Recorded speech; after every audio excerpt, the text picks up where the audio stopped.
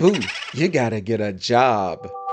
I remember having a sleepover with a friend of mine, a platonic sleepover. Get your mind out of the gutter! Boys being boys! And my friend woke me up in the middle of the night because this ended up playing.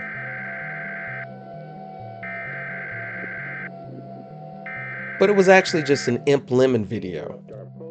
Contrary to what your local tough guy says, we all generally have fears, young and older. We develop them as kids, unless you're a murderous sociopath or something. Some of us are afraid of the dark, some of us are afraid that our karate won't work, some of us are afraid of bees, which, when it comes to fear, to a lot of people they're just obese wasps. Don't with us, or we'll sting you all at once and kill you. There's a seemingly endless amount of things to be afraid of. What is that? But what is fear? What makes things seem scary? I used to have to sleep with the light on, because anything could jump out and get me. Anytime I heard thunder, I thought, oh shit, tornado, we dead. Fear is how we're programmed to deal with threats. Danger, fight or flight. Fear be stressing that ass out, making you lose all your hair. Holy sh! Fear keeps the world in motion. Fear of losing your job, so you do your job. Chances are you do your classwork because you're afraid that your mom is going to deport your ass. Not everybody is scared by that, but you get what I mean. But chemically, it's that fight or flight that gets your adrenaline pumping. Fear adds a little cortisol spice to your diet to get you moving. Chemically, I think the part of the brain that makes you scared is the medulla oblongata. Really, I know what it is, but I just wanted an excuse to post sedusa. Oh my god.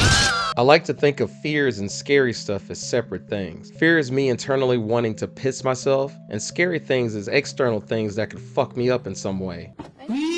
You got relatable fears like the fear of people seeing your browser history because you thought incognito would save you. Fear of using a public bathroom because you don't want people to know how funky your ass is. Some people don't care though. They'll take a dump and walk straight out of the bathroom without washing their hands too. I'm not saying that they deserve the death penalty, but I hope you die! But then you've got scary stuff. The scary stuff we try not to focus on so we can function day to day. Survival stuff, like being afraid of snakes. You gay. Spiders. Fear of the unknown, the fear of death, heart attack, fear of guns, what's below the ocean waves. Is it a giant octopus lady? Don't you dare say octopussy. Holy shit, that's an actual movie name. The fear of not knowing what's after permadeath. You could be reborn in the Devilman Crybaby universe, which if you end up in that universe, just log off. I promise you, just log off. I could be reborn deformed, like being born with that dog in me. Oh, wait, guess that already happened. There's so many scary things in the universe to be afraid of, like fear of heights, dark, confined spaces, or clowns. But there's more. Sleep paralysis demons, creepypasta, Russian sleep experiments, taxes. The fuck am I looking at? Seriously, am I going to go to jail? And of course, the fear of the dark hallway run. I know you all are fat like me. You all have went on a late night snack excursion, or you've drank too much so you have to empty that bladder. Lights are mostly out. Get to your room before this low-resolution boogeyman gets you.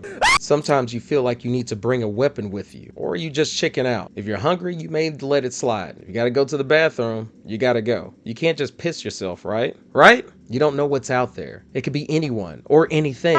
You weren't necessarily good in baseball, but you've got a bat that could add plus 17 attack for you. Add a flashlight for plus 20 visibility. You choosing buffs like plus 40 hearing, so you hear everything, including things that aren't even there.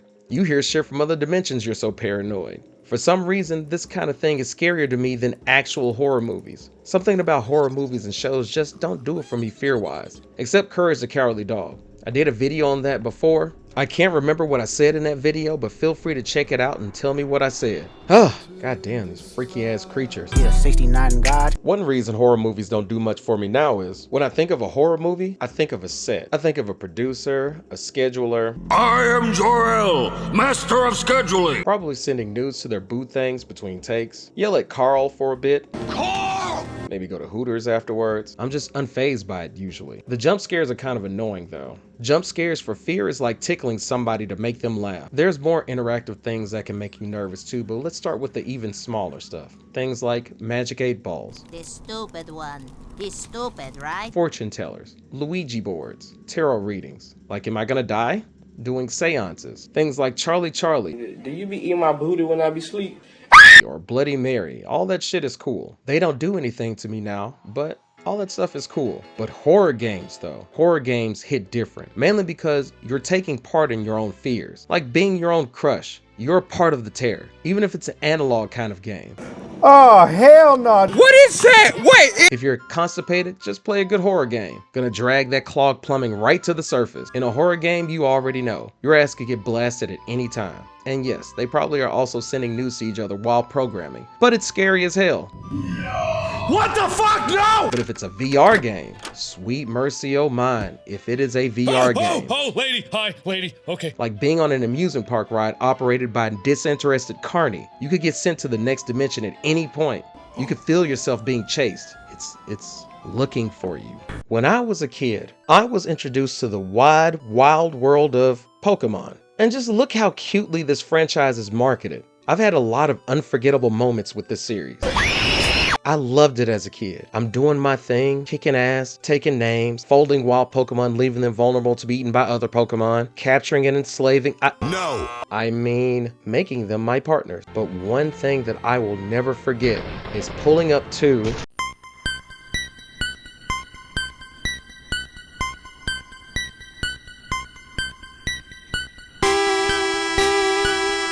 the music changes to this most uncomfortable soundtrack. Maybe the most uncomfortable music track that I've ever heard, especially as a kid. The music till this day makes my skin crawl. Listen to that. Help me. I mean, I'm cool. I'm cool. Help. There was even an urban legend about this part of the game. Lavender Town Syndrome. Bro, this is a kid's game. Look at this. I've been fighting creatures that look like this and this. This shit cute as hell. Then you roll in here with this and this? This made me want to run away from my own video game. If someone has never played Pokemon, wait till they are asleep. Make sure where they stay is empty of extra people. Use their face to unlock their phone if you need to. Set the Lavender Town theme as a ringtone on their phone. Then quietly leave and call them. Make sure it's dark. Watch them piss themselves in real time. God, the fucking section of this game. Speaking of things that gave my parents' washing machine a workout when I was a kid.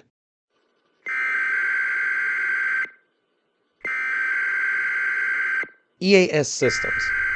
Another thing that scared me shitless was the emergency alert system. You ever just pretended to be sick so you could stay home from school? Your parents like, I know this little shit is faking it, but fuck it. Or really, you may actually be sick. You don't lie all the time, do you? I'm gonna find me a white man and lie to him right now. And out of nowhere, while you're not paying attention, you hear this ear-piercing screeching sound. You heard it at the beginning of this video. The thing that gives you nightmares through your ears. Sometimes it's a test, sometimes it was legit.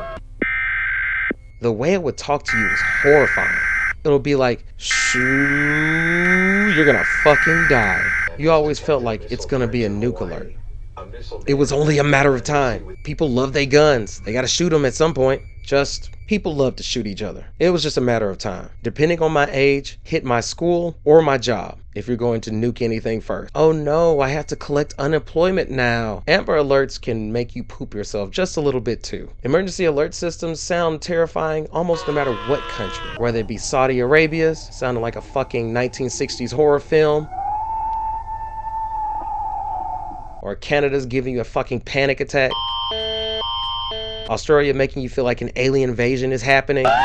Israel will make you feel like Cthulhu already landed. Norway has the end of days bitches sound.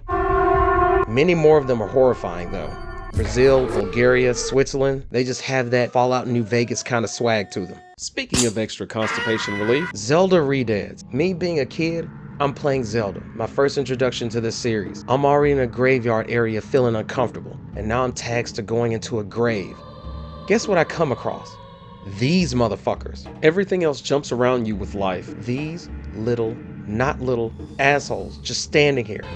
Menacingly! They're an entire contradiction. If you're close enough, you can hear them groan. Jesus. They stand there, look sad, walk slow. If you get too close, they lady scream. Then while you're frozen like what the fuck, they slowly lumber towards you. It's so uncomfortable. And if they get just close enough, they go from 0 to 100 immediately. If you kill them, they get even weirder. No, it's not over yet. These freaks, this is what they do. they will slowly crowd around the one that you just bodied and crouch around it. Are they praying? Are they just curious? Are they sad? Are they crying? And the dead one just disappears. Are they eating it? These motherfuckers haunt my dreams forever. If this was in VR, wait. Yes, I shat myself. Ah, memory lane. I sure do love revisiting past traumas, but we had fun, right? The thing that scares me now is the devastating passage of time and the uncertainty of life. I fear it because I can't control it. The world is scary. The universe is scary. Life is unpredictable. But you are life. You can be unpredictable.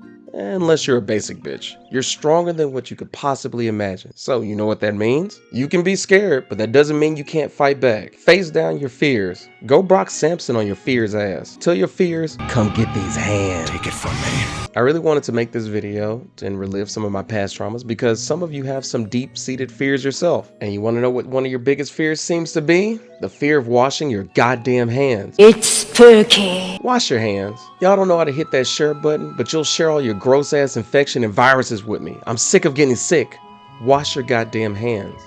Wash your goddamn hands. Wash your goddamn... Wash your ass.